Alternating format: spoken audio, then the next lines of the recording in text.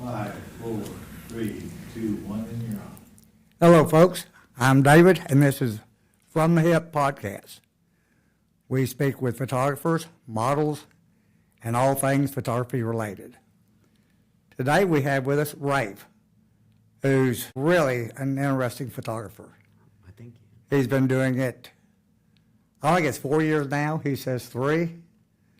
So, folks, meet Rafe Grigor. Is that how it's pronounced? Grigor, as far as I know. I've never met another one. Oh, okay. We can have creative liberties. And so tell us about you, and his wife, Stephenie's with us. Tell us what got you into photography. Oh, that's actually a fairly simple story. I was doing woodworking, and I was really frustrated with the pictures I was taking, trying to convey what I was making into the realm of the visual. And I made the huge mistake of saying, I could probably do that if I got a camera. And I don't know that I've been in the garage since. What were you using to take pictures? Cell phone? Yes, sir. Yes, sir. Okay. And it's not that it couldn't take decent pictures. It was just frustrating. I knew that there was something missing, and I knew that there was something to be learned. When he had created all these beautiful pieces that were like, you could see the grain of this beautiful wood, but the pictures, they were okay, but he really wanted something to capture Detail? the detail of what he was creating. And once he did that, we were like, whoa, whoa, whoa. Really, a better idea would have probably been to take like a composition class or something like that. That would have been less expensive. Yeah. So but that's how I got started. I remember I think I got a Canon M50 like Christmas 2021, and then it all went downhill from there. And I think he reached out to me in like May of 2022. Okay. I think all of my first studio shots here are from that summer of 2022. But when you were here, I believe you were using the RP. Yes, sir. If I'm talented at anything, I learned a lot from my mom about wheeling and dealing, and I have a hard time turning down a good deal, and I know how to trade up.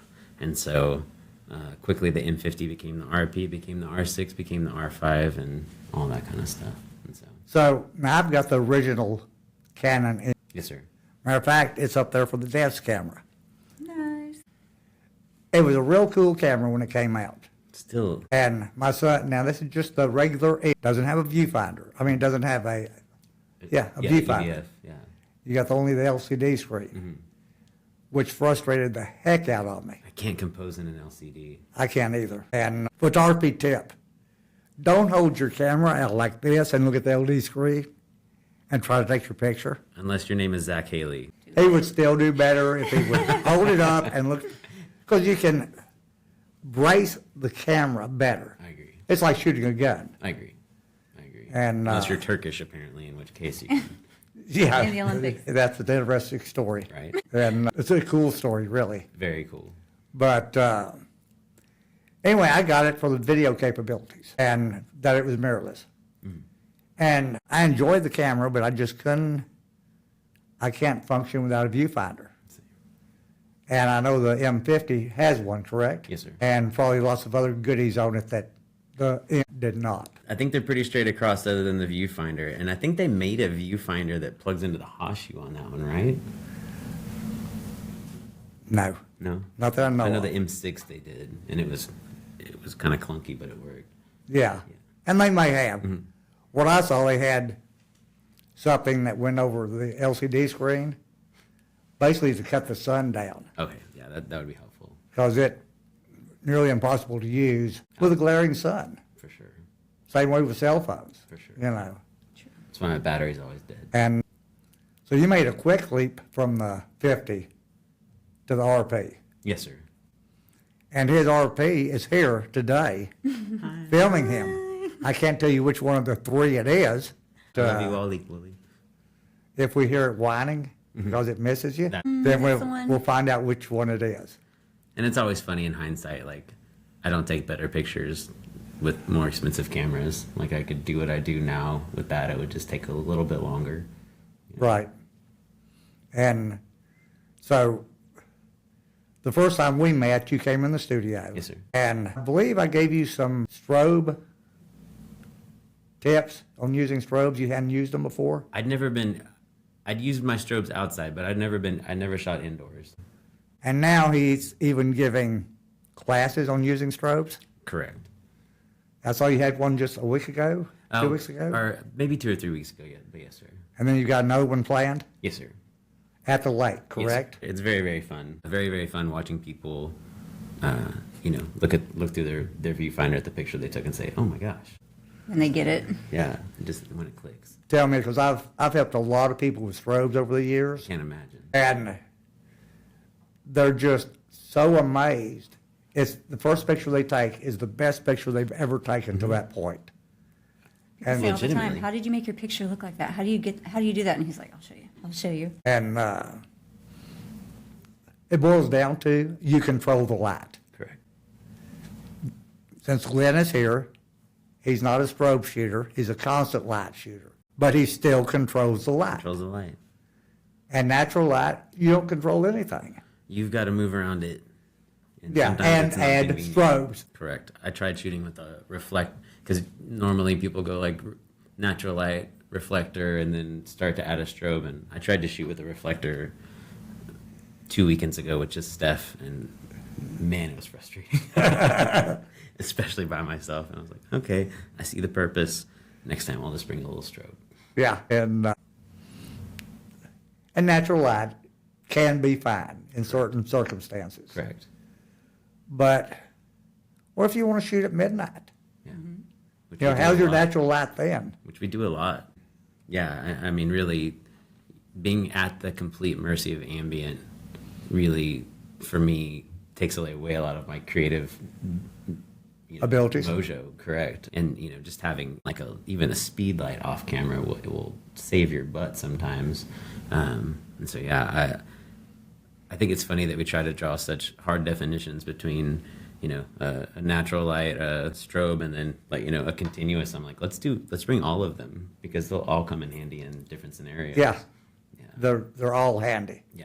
Steph is an incredible natural light shooter, and so it works out really well when we tag team, because she'll walk away with the bright and airy. She does such a good job at that, whereas like I cannot get a feel for that, and then I'll have the more kind of contrasty strobe shots, but together like they tend to make a decent package for people.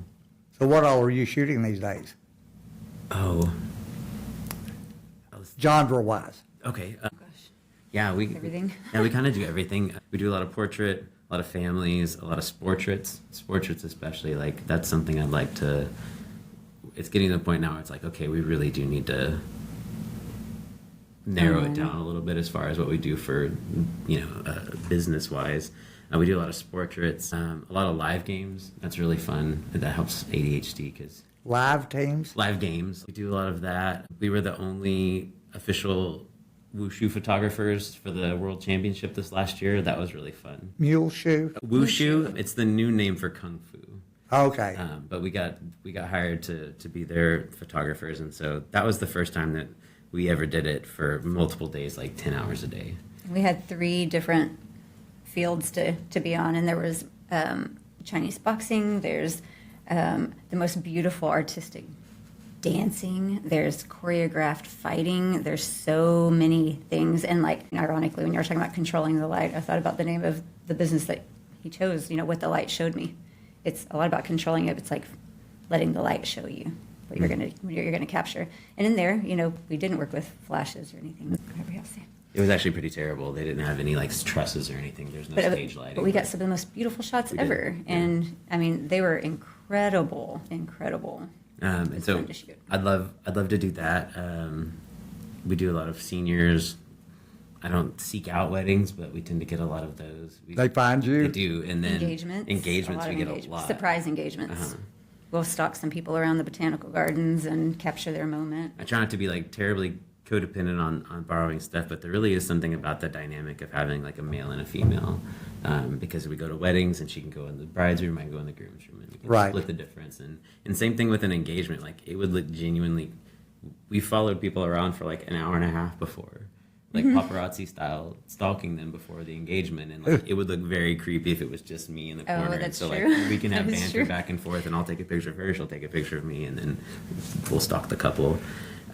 We do a lot for our own creative outlets. We do a lot of astrophotography, and then I really like astrophotography with Steph, and like super remote locations. That's kind of my own passion project. Landscape.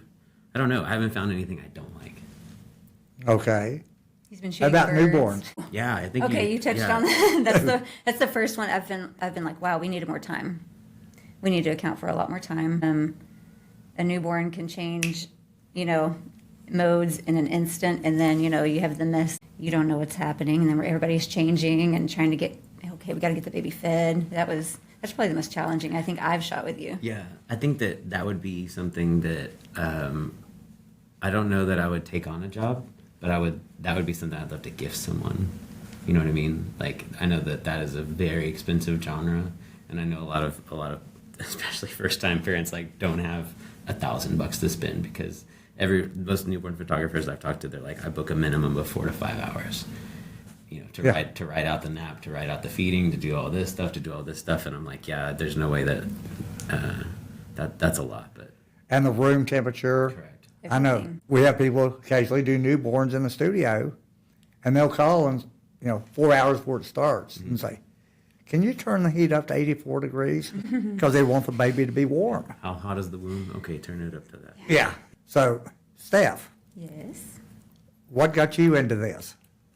You're the second shooter. I am. The way he always says, "Don't say this." I'm like, I'm not a photographer. I've learned how to be one. I guess I have an eye. I can catch a moment. I can see a beautiful moment and know how to do that. And you can facilitate a beautiful moment. He's really good at all of the settings. I'm like, what does this need to be on? Oh my gosh, when do I do this? I've learned as I go. And then, honestly, before I even picked up a camera, it was him taking pictures of furniture, turning the camera at me. I was like, oh, can you just sit there for a minute? And I'm like, no. I'm like, let me get cute. And so I'd be like, okay, let's go to your studio. And then I would get ready. He would set up. I did a lot of the modeling just so he had something to shoot before he was shooting people, before he was capturing people. There's no right way to say that without it sounding horrible, but so I kind of got to see both sides of it, and then getting to see what my pictures looked like, what he was capturing, and it was like, oh wow, this is really cool.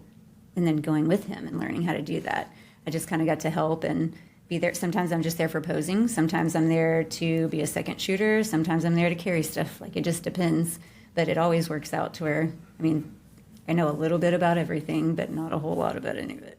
Well, you've turned into an excellent model for Well, him. thank you. Absolutely. And you just model for him or on a shoot he may be doing, right? Oh, yeah. I grew up in a family where there was not a lot of pictures taken, so I didn't have a lot of modeling experience or anything like that. I became more self-aware of what I was looking like as we were taking pictures, and then as I learned, when I would go on a shoot with him, and you have a model that thinks she's sitting up nice and tall, and she looks slumped over, I'm like, oh no, listen, it feels unnatural when you're doing it, but sit up, tall shoulders, your hands, we think from the feet up. That was a Zach Haley tip for us. Organized. He's like, every time you shoot, you think from the feet up. And so I started telling our models that, think about where your feet are, your knees, your hips, your back, your shoulders, and then relax, And as we do that, I can go and demonstrate for them as well. I know, I think we all just sat up a little more like, Yeah. go ahead and sit up. How's my chest? But learning both sides of it was really fun because I do have different perspective. So when we're shooting a beautiful wedding and he's like, bam, got this moment. And I'm like, no, she's going to lose her mind if you show this. She hates that on her.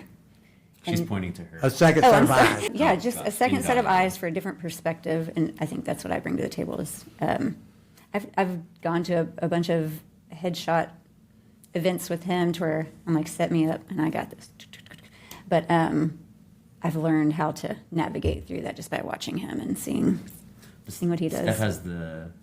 Steph has the gift of interacting with people, though, to where like the shot is secondary after an experience with Steph. Like they walk away feeling like gold, and they're going to be happy with the picture because they remember the time that they had with her. Yeah, because they got to meet Steph. They're happy with the pictures. Truly, but like I see it all the time. I just like people. I like people and I like them to feel good. And of course, I've done hair for 25 years, so I'm used to someone coming and sitting down and feeling like, oh, this is the worst. Oh, I feel so great. You've done And then what for 25 years? I've been a hairstylist for Okay. years. And so when they come to me, usually they need their hair done. There's always something we talk about and we connect and we have a moment. And when they leave, I'm like, yeah, you have cute hair. But more than anything, we connect. And that's kind of what I like to do So, on the job. being a hairstylist, you did your hair before you came over here today? No, I did not. I was helping him change a tire. I was watching him change a tire. So this is barely put together today. But normally I would. I'm going to go back to newborns a minute. Oh, Yes, sir. gosh. I don't want to offend a lot of mothers out there. Let's do it. That's okay. I don't do newborn photography Yes, sir.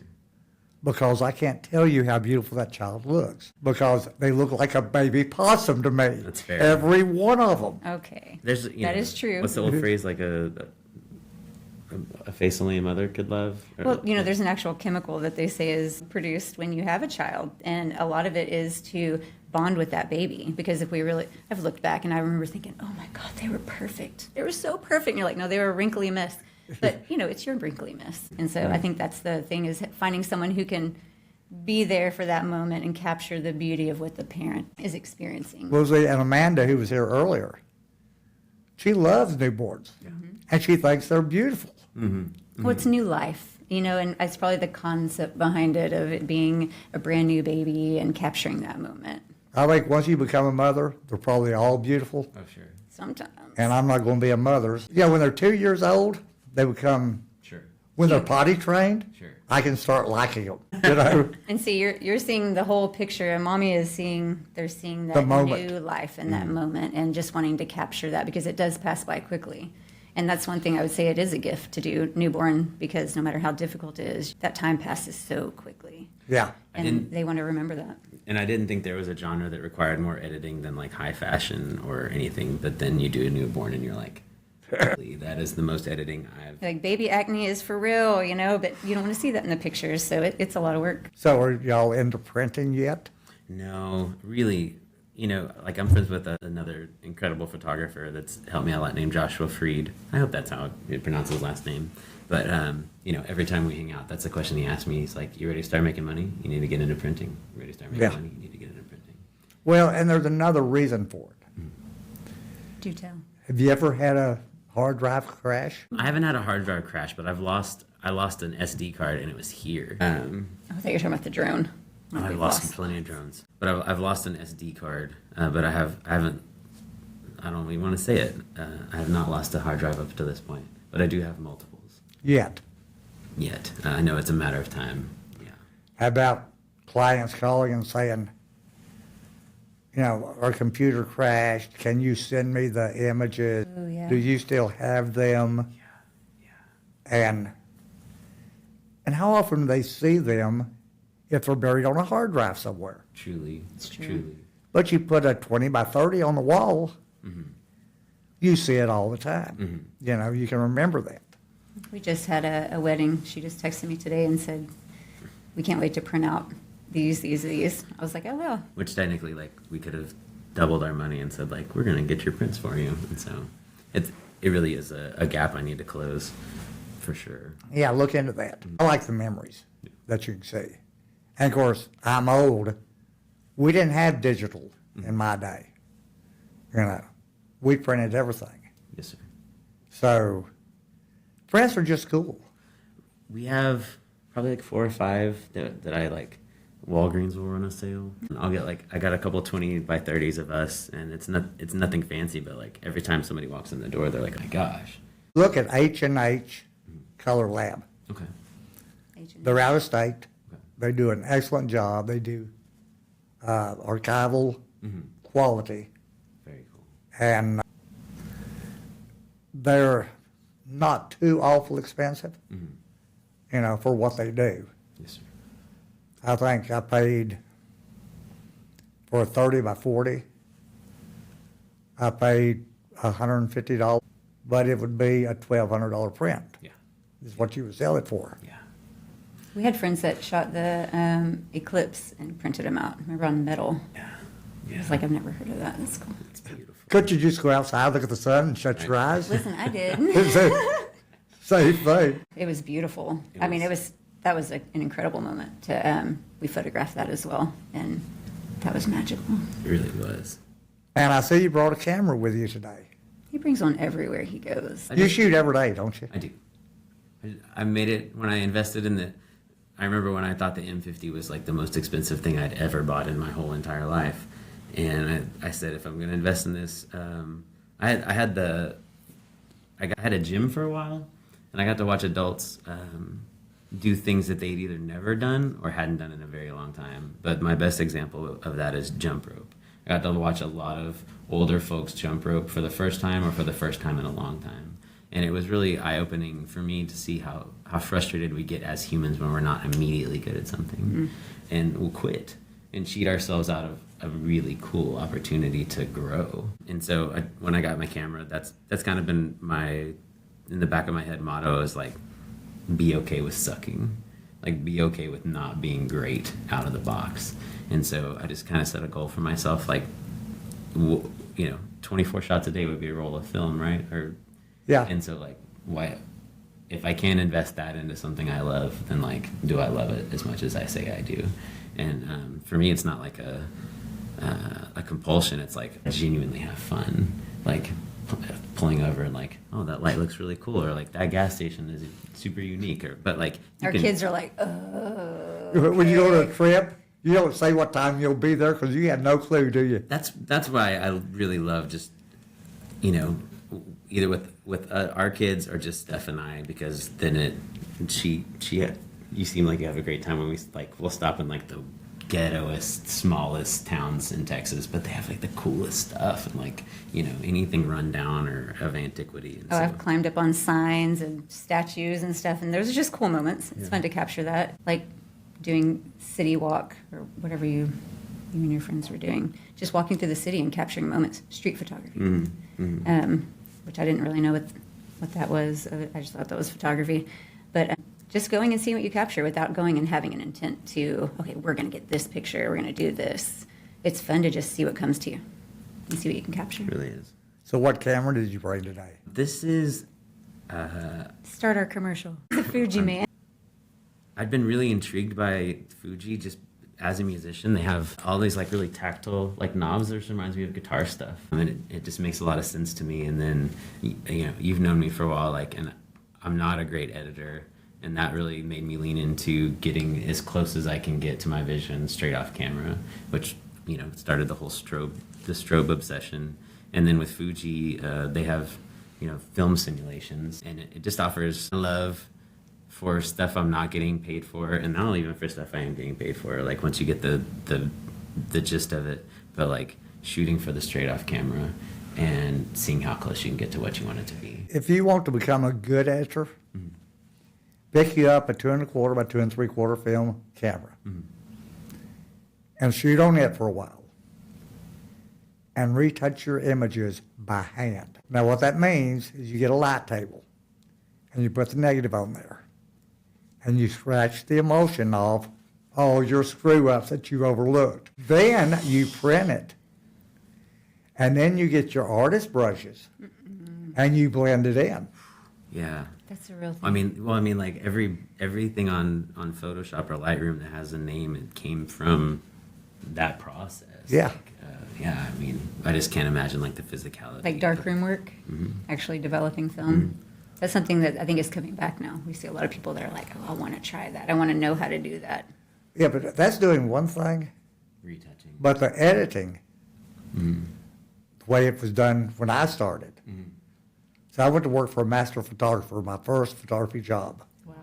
He was opening a second studio, hired me to be the photographer and run that studio. His wife was a retouch artist. Wow. And he had his own lab. He printed everything. And he was a big name photographer in the area.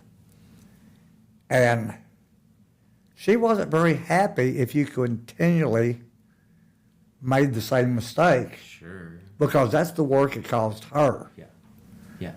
So, get it right in camera, stupid, and if you want to stay employed. Yeah. And There's really something to be said for that, though. Like it tends to be the better shot anyway because you put more thought into it and you've slowed. And that's really what I've enjoyed about the Fuji experiences.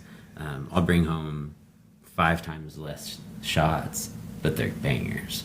Because it forces me to slow down. The eye autofocus is not great, and like a lot of times I'll just use it in manual, but the shots I do get are thought out, well composed, and not run and gun or spray and pray kind of stuff, or like hope that I get it in one of these 50 clicks. Yeah. Which, I mean, there's a time and a place for that. Like, it's whatever your time allows. But like, if I have time to compose, and if it's, you know, like we did an engagement session today, and Steph had the R6, and I ended up just using this, and I got to deliver 25 images straight off camera that they love. It's always nice when they love them. Right? But I mean, to download them to my phone and send them the pictures, their preview on the way home, man, that's a lot of stress off of me. And like, they love it. They loved it. So Okay. Well, how do people get hold of you? you can go to our Instagram, What the Light Showed Me. Say it slowly and then spell it. Our Instagram is What the Light Showed Me. Those words all together. Same as our website, whatthelightshowedme.com. And then I'm also on Facebook as Rafe, R-A-F-E, Grigor, G-R-I-G-A-R. That tends to be where I don't have Instagram figured out, but Facebook's been more kind to me. And occasionally we'll even pay my car payment, so I'm appreciative to them. So yeah, that's the best way to get a hold of us. Help him out, would you, on Instagram? Oh gosh, listen, I'm the old one in this group. I'm not very well versed on it. Our kids will show him though, because they're better at. They showed us how to do TikToks and make shorts and videos and stuff like that to advertise for what we do. I'm a little out of the loop with social medias. How has that worked? Like TikTok and... Oh man, it's a fun way to create a short video, and you know he'll do a whole shoot with me, and then cut it, splice it, throw some music on there, does a little bit of fun stuff, and it draws attention, and people are like, "Wow, that was really cool. How did you do that?" Especially with behind the scenes content. Yes. Like That's a big thing that you've been doing in the past couple of years. People want to know, well, a lot of the times it comes from someone saying, that's not a real picture. That's fake. That's fake. And I'm like, that's the weirdest thing I've ever heard, because, like, I was there. I got called AI trash today. I think I got called AI trash. It was a picture of me. Your work was AI trash. A little offensive, but at the same time, I understand. It's kind of a compliment. Like, yeah, they're like, this looks so fake that that it can't be real. It can't be real. And I'm like, well, that's the magic that he can produce when... it's we. Well, we... partner together. When you know, but it's interesting when people come at it and they're like so certain, so confident that like you're getting one over on them because they can't produce that image. It's the difference in growth mindset and not growth mindset. Like, because people with the growth mindset ask, how do you do that? And so then we people- started the behind the scenes videos Yeah. and the shorts and the TikTok stuff, all of that, and it does work. It helps people understand like this is, oh, I can learn from you. How did you do that? Instead of just dismissing it as a fake image or an AI picture, whatever. Oh, cool. Yeah. Well, I thank y'all for coming in today. Appreciate it so much. Thanks for Thanks having for us. having us. And you need to come back to the studio again I sometime. know. We really do. We really do. But we'll get back in. All righty. Appreciate you, brother. Folks, Rafe Greiger and What the Light Showed Me. Come. Correct. Thanks, David. Thank you. Thank you, guys. Thank you. We'll dress up for you next.